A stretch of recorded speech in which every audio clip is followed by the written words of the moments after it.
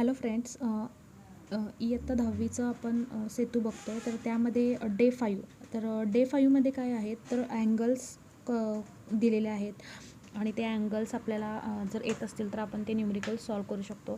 त्यासाठी आपल्याला आधी काही बेसिक्स अँगल्सची इन्फॉर्मेशन हवी. तर त्यासाठी बघा, पहिल्यांदा फर्स्ट आहे ॲडजसंट अँगल. आता ॲडजसंट अँगल्स म्हणजे काय, तर आता हा अँगल केलेला आहे मी बी एम डी, आणि इथे दोन अँगल आहेत बघा, हा एक अँगल आणि हा एक अँगल, असे दोन आहेत. ते दोन ॲडजसंट म्हणजे काय, लगतचे. आता हे दोन लगतचे कोण आहेत. ओके. तर हे दोन लगतचे कोण कधी होतात किंवा ॲडजसंट अँगल यांना आपण कधी म्हणतो, जेव्हा व्हर्टेक्स म्हणजे हा एम हा कॉमन बिंदू आहे दोन्ही कोणामध्ये. ओके.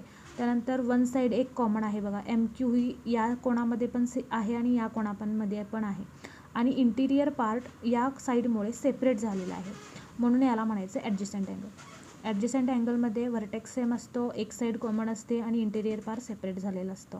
ओके, हा झाला ॲडजसंट अँगल. सेकंड आहे अँगल इन लिनियर पेअर.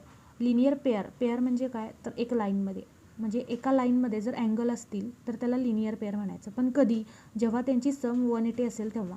म्हणजे आता समजा हा RQP आणि हा RQS हे दोन अँगल आहेत, आणि याची दोघांची सम जर 180 होत असेल तर त्याला आपण म्हणणार आहे ॲडजसंट अँगल.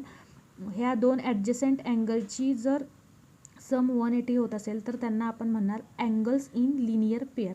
म्हणजे दोन ॲडजसंट अँगल असतील आणि जर त्यांची सम 180 असेल तर त्याला आपण अँगल्स इन लिनियर पेअर म्हणू शकतो. म्हणजे एक रेषीय अँगल, एक रेषीय कोन असे आपण म्हणू शकतो. आता सप्लिमेंटरी अँगल म्हणजे काय, तर सप्लिमेंटरी अँगल म्हणजे बघा, the sum of measurement same, म्हणजे ही आणि ह्या दोघांची जर बेरीज 180 येत असेल, आणि जर अँगल इन लिनियर पेअर पण आपण यांना म्हणू शकतो. पण काही वेळेस काय असतात, तर एक रेषीय कोण असतात आणि त्यांची बेरीज 180 येत असेल तर त्याला सप्लिमेंटरी अँगल म्हणतात. ॲडजसंट अँगल म्हणजे लगतचे कोण, म्हणजे शेजारी. ओके. त्याच्यानंतर अँगल्स इन लिनियर पेअर म्हणजे एका लाईनमध्ये असणारे आणि त्यांची सम 180. सप्लिमेंटरी अँगल म्हणजे त्यांची सुद्धा सम 180 असणार आहे. नेक्स्ट आहे तुमचा आता सप्लिमेंटरी अँगल हा इथे काढलेला आहे, पण हा अँगल इन लिनियर पेअर नाही आहे बघा. एका लाईनमध्ये हे अँगल मी ड्रॉ केलेले नाही आहेत. हा अँगल इकडे आहे आणि हा एक अँगल इकडे आहे, म्हणजे एक रेषीय नाही आहेत. पण हा सप्लिमेंटरी अँगल आहे का, तर याची दोघांची सम येते ही 180 येते, म्हणजे 180 जर यांची बेरीज आली तर तो सप्लिमेंटरी अँगल होतो. आता कॉम्प्लिमेंटरी अँगल म्हणजे काय, जर दोन कोणांची बेरीज किंवा दोन अँगलची बेरीज 90 असेल तर त्याला कॉम्प्लिमेंटरी अँगल म्हणायचं. म्हणजे दोन जर हे लगतचे कोण जर आपण धरले ॲडजसंट अँगल, आणि यांची जर सम 90 डिग्री येत असेल तर तो कॉम्प्लिमेंटरी अँगल. आता इथे बघा, PQS आणि SQR या दोन्हींची बेरीज 90 डिग्री येते, म्हणून याला कॉम्प्लिमेंटरी अँगल म्हणतात. त्याच्यानंतर कॉम्प्लिमेंटरी अँगल चे आता बघा, हे असं सुद्धा असू शकतं. आता तो कटकोन दाखवला होता, आता हे लघुकोन दाखवलेले आहेत म्हणजे छोटे कोन. तर हा 40 आणि हा 50चा आहे, पण यांची सम 90 आली म्हणून हे कॉम्प्लिमेंटरी अँगल आहेत. कॉम्प्लिमेंटरी म्हणजे 90 यायला पाहिजे बेरीज किंवा त्यांची सम. मग ते लघुकोन असतील तर त्यांची 90 येईल किंवा नाही येईल, ते डिपेंड आहे. त्याच्यानंतर विरुद्ध कोन म्हणजे व्हर्टिकली ऑपोजिट अँगल, याला ऑपोजिट अँगल म्हणतात. आता PQS याचा विरुद्ध कोन, म्हणजे या कोणाचा विरुद्ध कोन हा खालचा RQT, आणि आता PQR याचा विरुद्ध कोन SQT. हा ह्याला विरुद्ध आहे, ह्याला विरुद्ध हा. ओके. तर हे विरुद्ध कोन, ह्याला व्हर्टिकली ऑपोजिट अँगल असं आपण डिनोटेट करणार आहे. तर तुमचं आता होमवर्कमध्ये काही दिलेलं आहे, तर can two acute angles be the complementary angle of each other. आता दोन जर ॲक्यूट अँगल असतील तर ते कॉम्प्लिमेंटरी अँगल असू शकतात का एकमेकांचे, असं विचारलेलं आहे. ओके. आता ॲक्यूट अँगल म्हणजे काय, तर लघुकोन म्हणजे किती, तर त्यांची बेरीज 90पेक्षा कमी येणार. ओके. तर मग दोन ॲक्यूट अँगल जर आपण कन्सिडर केले, एक जर केला 50चा आणि एक जर केला 40चा, तर हे किती येते यांची टोटल सम 90 डिग्री येते. ओके. त्यामुळे हे कुठली कॉम्प्लिमेंटरी आपल्याला कधी लागतं, जेव्हा आपली 90 येते सम तेव्हा. जर दोन लघुकोन असतील आणि त्यांची त्या दोघा कोणांची बेरीज जर 90 येत असेल तर तो कॉम्प्लिमेंटरी अँगल असू शकतो, म्हणून याचा आन्सर येणार येस. आता सेकंड आहे, can two obtuse angle be the supplementary angle of each other. आता ॲप्टूस अँगल म्हणजे विशाल कोन. ओके. जर विशाल कोन असेल, दोन विशाल कोन असतील, बी द सप्लिमेंटरी अँगल. सप्लिमेंटरी म्हणजे 180 डिग्री पाहिजे आपल्याला. ओके. तर आता विशाल कोन ऑब्वियसली तुम्हाला माहिती आहे की 90पेक्षा मोठा असणार. म्हणजे समजा फॉर एक्झाम्पल मी 110चा घेतला आणि दुसरा 120चा घेतला, तर 110 आणि 120 किती होतात? 230. म्हणजे यांची सम किती आली? 230. पण ही 180पेक्षा मोठी आहे ना, त्यामुळं हा अँगल सप्लिमेंटरी होऊ शकतो का? नाही. त्यामुळं दोन जर ॲप्ट्यूस अँगल असतील, जर विशाल कोन असतील, तर ते सप्लिमेंटरी अँगल होऊ शकत नाहीत. म्हणून याचा ॲन्सर येणार नो. त्यानंतर थर्ड क्वेश्चन आहे, can two acute angles be the supplementary angle of each other. आता ॲक्यूट अँगल म्हणजे काय? लघुकोन.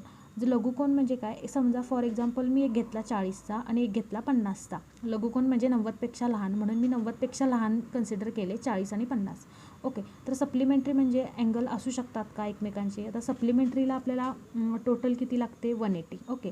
मग 40 आणि 50, आता 90पेक्षा तरी आपण मोठे घेऊ शकत नाही, म्हणून मग 40 आणि 50. जर 40 आणि 50ची सम 180 येते का? तर नाही येत. म्हणून मग हे काय झाले? तर दोन ॲक्यूट अँगल्स सप्लिमेंटरी अँगल असू शकत नाहीत, कारण का दोन लघुकोणांची बेरीज नेहमी 180पेक्षा कमीच येते, त्यामुळे ते कधीच सप्लिमेंटरी अँगल असू शकत नाहीत. फोर्थ आहे तुमचं, when the adjacent angles be the complementary angles of each other.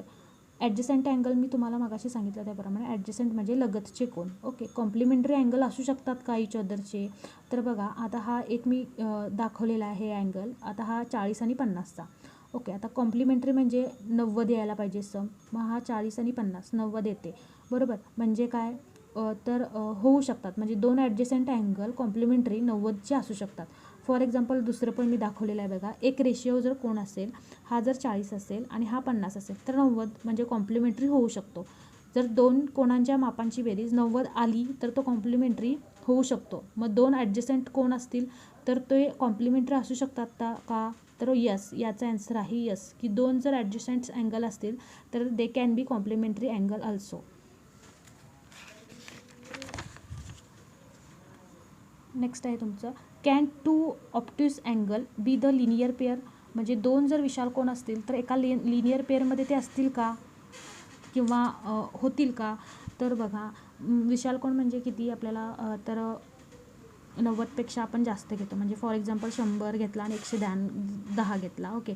तर आता हे दोन कोण आहेत तर लिनियर पेअरमध्ये असूच शकणार नाहीत, कारण का यांची जी सम येते किंवा जो आपण काढणार आहे एका लाईनमध्ये, तर यांची सम 180 हा आपल्याला येत नाही, म्हणजे त्याच्यापेक्षा जास्त येते, बरोबर. म्हणून मग आता समजा फॉर एक्झाम्पल लिनियर पेअरमध्ये काढायचा, मग मी पहिला अँगल काढला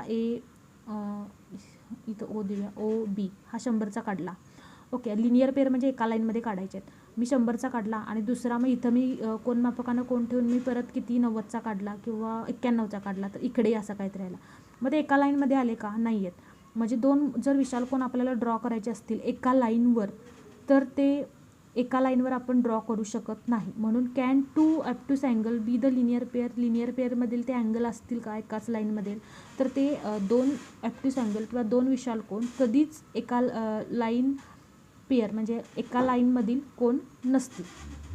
हा तुमचा झाला डे 5 कंप्लीट. थँक्यू.